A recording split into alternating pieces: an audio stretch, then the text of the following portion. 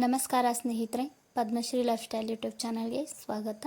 ಸ್ನೇಹಿತರೆ, ಎಲ್ಲರೂ ತುಂಬಾ ಚೆನ್ನಾಗಿದ್ದೀರಿ ಅಂತ ಅಂದ್ಕೊಳ್ತೀನಿ. ನಾನು ಕೂಡ ತುಂಬಾ ಚೆನ್ನಾಗಿದ್ದೀನಿ. ಇನ್ನು ತುಂಬ ದಿನ ಆಯಿತು ವಿಡಿಯೋ ಮಾಡಿರಲಿಲ್ಲ. ಆದರೆ ಅಕ್ಷಯ ತೃತೀಯ ಬಗ್ಗೆ ಕೆಲವೊಂದಿಷ್ಟು ಮಾಹಿತಿಯನ್ನು ಕೊಡಬೇಕು ಅಂತ ನಾನು ಇವತ್ತಿನ ವಿಡಿಯೋನ ಮಾಡ್ತಾಯಿದ್ದೀನಿ. ಹಾಗಾಗಿ ವಿಡಿಯೋವನ್ನು ಪೂರ್ತಿಯಾಗಿ ನೋಡಿ. ಮತ್ತು ಯಾರು ಹೊಸದಾಗಿ ಚಾನಲನ್ನು ನೋಡ್ತಾ ಇದ್ದೀರೋ ಅಂಥವರು ಮೊದಲು ಸಬ್ಸ್ಕ್ರೈಬ್ ಮಾಡಿಕೊಂಡು ಪಕ್ಕದಲ್ಲಿರುವಂತಹ ಬೆಲ್ ಐಕನನ್ನು ಕ್ಲಿಕ್ ಮಾಡಿ ವಿಡಿಯೋನ ಪೂರ್ತಿಯಾಗಿ ನೋಡಿ. ವಿಡಿಯೋ ಇಷ್ಟ ಆದರೆ ಲೈಕ್ ಮಾಡೋದನ್ನು ಮಾತ್ರ ಮರಿಬೇಡಿ. ಸ್ನೇಹಿತರೆ, ಈ ವರ್ಷದ ಅಕ್ಷಯ ತೃತೀಯವನ್ನು ನಾವು ನಾಳೆ ಅಂದರೆ ಬುಧವಾರ 30ನೇ ತಾರೀಕು ಆಚರಣೆ ಮಾಡ್ತಾ ಇದ್ದೀವಿ. ವೈಶಾಖ ಮಾಸದ ತದಿಗೆಯನ್ನು ನಾವು ಅಕ್ಷಯ ತೃತೀಯ ಅಂತ ಆಚರಣೆ ಮಾಡ್ತಾ ಇದ್ದೇವೆ. ಹಾಗಾಗಿ ಈ ಒಂದು ಅಕ್ಷಯ ತೃತೀಯ ದಿನ ಚಿನ್ನವನ್ನು ಖರೀದಿಸಬೇಕು ಅಂತ ತುಂಬ ಜನ ಕಾಯ್ತಾ ಇರ್ತಾರೆ.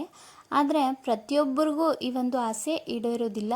ಅದರಲ್ಲೂ ಈ ವರ್ಷ ಅಂತೂ ಚಿನ್ನ ಅಂದರೆ ಬಂಗಾರ ತುಂಬಾ ಕಾಸ್ಟ್ಲಿ ಆಗಿದೆ. ಹಾಗಾಗಿ ಬಡವ್ರಿಗಂತೂ ನಾವು ನೋಡಿ ಕಣ್ಣು ತುಂಬ್ಕೊಳ್ಳೋದು ಮಾತ್ರ ಆಗುತ್ತೆ, ಚಿನ್ನವನ್ನು ಖರೀದಿಸಲಿಕ್ಕೆ ಸಾಧ್ಯ ಆಗೋದಿಲ್ಲ. ಹಾಗಂತ ಯಾರು ಬೇಜಾರು ಮಾಡಿಕೊಂಡು ಚಿನ್ನ ಖರೀದಿಸಲಿಕ್ಕೆ ಆಗಲಿಲ್ಲ ಅಂತ ಕೂರೋದಂತ ಅಲ್ಲ.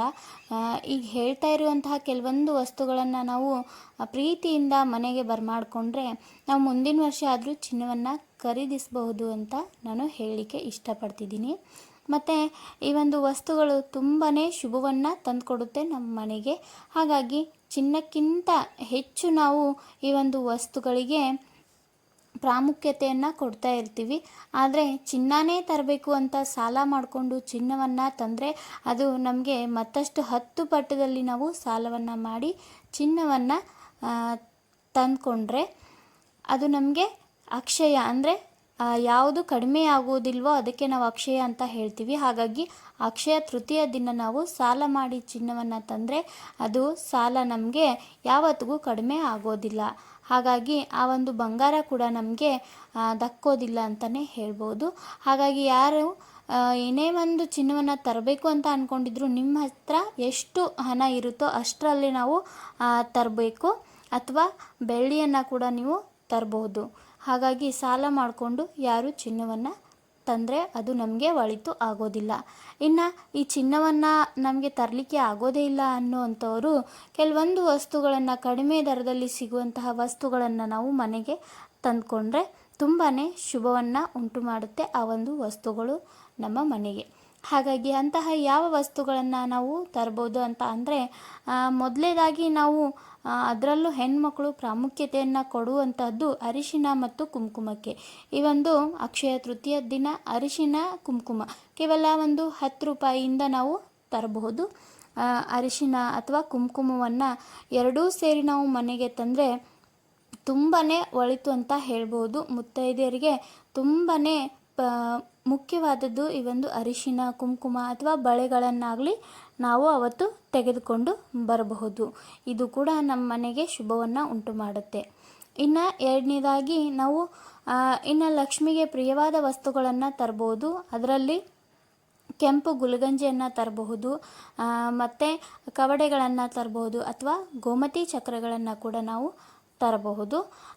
ಇದಕ್ಕಾಗಿಯೇ ಸೆಪ್ರೇಟು ವಿಡಿಯೋಸ್ ಇರುತ್ತೆ. ಅದನ್ನು ನೋಡಿಕೊಂಡು ನೀವು ಎಷ್ಟು ಮನೆಗೆ ತರ್ಬೋದು ಅಂತ ನೋಡಿಕೊಂಡು ತೆಗೆದುಕೊಂಡು ಬರಬಹುದು. ಮತ್ತು ಆ ಒಂದು ವಸ್ತುಗಳನ್ನು ಲಕ್ಷ್ಮಿ ಮುಂದೆ ಪೂಜೆಯನ್ನು ಮಾಡಿ ನೀವು ನಿಮ್ಮ ಒಂದು ಕಬೋರ್ಡ್ನಲ್ಲಿ ಅಥವಾ ತಿಜೋರಿಯಲ್ಲಿ ತೆಗೆದು ಇಡಬಹುದು.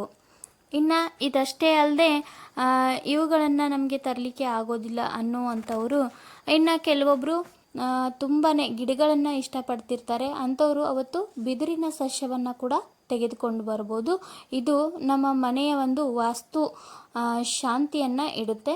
ಅಂದರೆ ವಾಸ್ತು ಗಿಡವಾದ್ದರಿಂದ ಇದನ್ನು ನಾವು ಮನೆಗೆ ತರೋದ್ರಿಂದ ಮನೆಯಲ್ಲಿರ್ತಕ್ಕಂತಹ ವಾಸ್ತು ದೋಷಗಳು ನಿವಾರಣೆ ಆಗುತ್ತೆ. ಮತ್ತು ಇದನ್ನು ಮನೆಯಲ್ಲಿ ಇಟ್ಟರೆ ಮನೆ ತುಂಬಾ ಶಾಂತವಾಗಿರುತ್ತೆ ಅಂತ ಹೇಳ್ಬೋದು. ಹಾಗೆ ಈ ಒಂದು ಬಿದಿರಿನ ಸಸ್ಯ ಎಷ್ಟು ಚೆನ್ನಾಗಿ ಬೆಳೆಯುತ್ತೋ ಅದೇ ರೀತಿ ನಮ್ಮ ಮನೆ ಸಮೃದ್ಧಿಯತ್ತ ನಡೆಯುತ್ತೆ. ಮನೆಯಲ್ಲಿ ಆರ್ಥಿಕ ಅಭಿವೃದ್ಧಿ ಆಗುತ್ತೆ. ಮನೆಯಲ್ಲಿ ಇರ್ತಕ್ಕಂತಹ ವಾಸ್ತು ದೋಷಗಳು ಕೂಡ ನಿವಾರಣೆ ಆಗುತ್ತೆ. ಹಾಗಾಗಿ ಬಿದಿರಿನ ಸಸ್ಯವನ್ನು ಅಥವಾ ಮನಿ ಪ್ಲಾಂಟನ್ನು ಕೂಡ ನೀವು ಆವತ್ತಿನ ದಿನ ಖರೀದಿ ಮಾಡಿ ತರಬಹುದು. ಇನ್ನು ಕೊತ್ತಂಬರಿ ಬೀಜ ಅಂದರೆ ಧನಿಯಾವನ್ನು ಕೂಡ ನೀವು ಅವತ್ತು ಖರೀದಿ ಮಾಡಿಕೊಂಡು ಬರ್ಬೋದು. ಕೇವಲ ಒಂದು 10 ಅಥವಾ 20 ರೂಪಾಯಿಯಿಂದ ನೀವು ಅವುಗಳನ್ನು ಮನೆಗೆ ತಂದು ಇಡಬಹುದು. ಇನ್ನು ಯಾರು ದೇವತಾ ವಿಗ್ರಹಗಳನ್ನು ಕೊಂಡುಕೊಳ್ಬೇಕು ಅಂತ ಇರ್ತೀರೋ ಅಂಥವರು ದೇವರ ವಿಗ್ರಹಗಳನ್ನು ಕೂಡ ಅವತ್ತಿನ ದಿನ ತರಬಹುದು. ಇನ್ನು ಕಬ್ಬಿನ ಆದಂತಹ ವಸ್ತುಗಳನ್ನು ಯಾವತ್ತಿಗೂ ಅವತ್ತಿನ ದಿನ ಮನೆಗೆ ತರಬಾರ್ದು. ಇನ್ನು ಮನೆಯಲ್ಲಿ ಶ್ರೀಯಂತ್ರವನ್ನು ಕೂಡ ಅವತ್ತು ನಾವು ತರಬಹುದು. ಮತ್ತು ನಿಮಗೆ ಸಾಧ್ಯ ಆದರೆ ಶ್ರೀಯಂತ್ರವನ್ನು ಕೂಡ ನೀವು ತಂದು ಪೂಜೆಯನ್ನು ಮಾಡಬಹುದು. ಇನ್ನು ಲಕ್ಷ್ಮಿ ಫೋಟೋ ಅಥವಾ ನಿಮಗೆ ಬೇಕಾದಂತಹ ದೇವರ ಫೋಟೋಗಳನ್ನು ಮನೆಗೆ ತರೋದಿರುತ್ತೆ. ಈ ಒಂದು ಅಕ್ಷಯ ತೃತೀಯ ದಿನ ಆ ಒಂದು ಫೋಟೋಗಳನ್ನು ಕೂಡ ನೀವು ಮನೆಗೆ ತಂದು ಪೂಜೆಯನ್ನು ಮಾಡಬಹುದು. ಇನ್ನು ಮುಖ್ಯವಾಗಿ ಅಕ್ಷಯ ತೃತೀಯ ದಿನ ಮನೆಯಲ್ಲಿ ಚೆನ್ನಾಗಿ ಮನೆಯನ್ನು ಕ್ಲೀನ್ ಮಾಡಿಕೊಂಡು ಲಕ್ಷ್ಮೀ ಪೂಜೆಯನ್ನು ಸಹ ಮಾಡಬೇಕು. ಆ ನಂತರದಲ್ಲಿ ನೀವು ಹಣವನ್ನು ಉಳಿತಾಯವನ್ನು ಮಾಡಬೇಕು ಅಂತ ಅಂದ್ಕೊಳ್ಳೋದಾದರೆ ಅವತ್ತು ಒಂದು ಮಣ್ಣಿನ ಮಡಿಕೆಯನ್ನು ಅಥವಾ ಮಣ್ಣಿನ ಹಣವನ್ನು ಕೂಡಿಡುವಂತಹ ಒಂದು ವಸ್ತುವನ್ನು ತೆಗೆದುಕೊಂಡು ಬಂದು ಅವತ್ತಿಂದ ನೀವು ಉಳಿತಾಯವನ್ನು ಮಾಡಬಹುದು. ಅದರಲ್ಲಿ ನಿಮಗೆ ಸಾಧ್ಯವಾದಷ್ಟು ದುಡ್ಡನ್ನು ಕೂಡಿಸಿ ಇಡ್ಬೋದು. ಅಂದರೆ ನಿಮಗೆ 100 ರೂಪಾಯಿ ಆಗಲಿ 10 ರೂಪಾಯಿ ಆಗಲಿ ಅಥವಾ ನಿಮಗೆ ಎಷ್ಟು ಸಾಧ್ಯ ಆಗುತ್ತೋ ಅಷ್ಟು ದುಡ್ಡನ್ನು ಅದರಲ್ಲಿ ಹಾಕಿ ಮಹಾಲಕ್ಷ್ಮಿಯಲ್ಲಿ ಸ್ಥಿರವಾಗಿ ಇರಲು ಪ್ರಾರ್ಥನೆಯನ್ನು ಮಾಡಿಕೊಂಡು ನೀವು ಹಣವನ್ನು ಉಳಿತಾಯ ಮಾಡಲು ಪ್ರಾರಂಭ ಮಾಡಬಹುದು. ಇಷ್ಟನ್ನು ಮಾಡಿ ಮುಂದಿನ ವರ್ಷ ಅಕ್ಷಯ ತೃತೀಯ ಅನ್ನೋಷ್ಟರಲ್ಲಿ ನಿಮಗೆ ಎಷ್ಟೋ ಒಂದು ಚೇಂಜಸ್ ಆಗಿರುತ್ತೆ ಮನೆಯಲ್ಲಿ.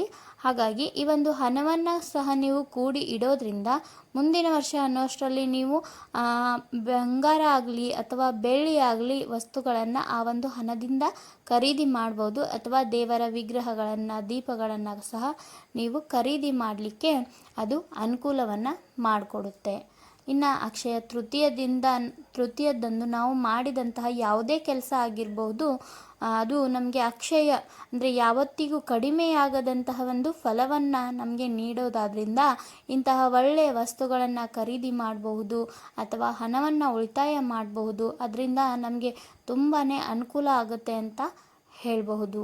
ಇನ್ನು ಮುಂದಿನ ವಿಡಿಯೋದಲ್ಲಿ ಯಾವ ದಾನಗಳನ್ನು ಮಾಡಿದ್ರೆ ಏನು ಪ್ರಯೋಜನ ಅಂತ ನಾನು ತಿಳಿಸ್ಕೊಡ್ತೀನಿ ಸ್ನೇಹಿತರೆ. ಹಾಗಾಗಿ ಈ ಒಂದು ವಿಡಿಯೋ ಇಷ್ಟ ಆಗಿದ್ದರೆ ಲೈಕ್ ಮಾಡೋದನ್ನು ಮರಿಬೇಡಿ. ಮತ್ತೆ ಮುಂದಿನ ವಿಡಿಯೋದಲ್ಲಿ ಸಿಗ್ತೀನಿ. ನಮಸ್ಕಾರ.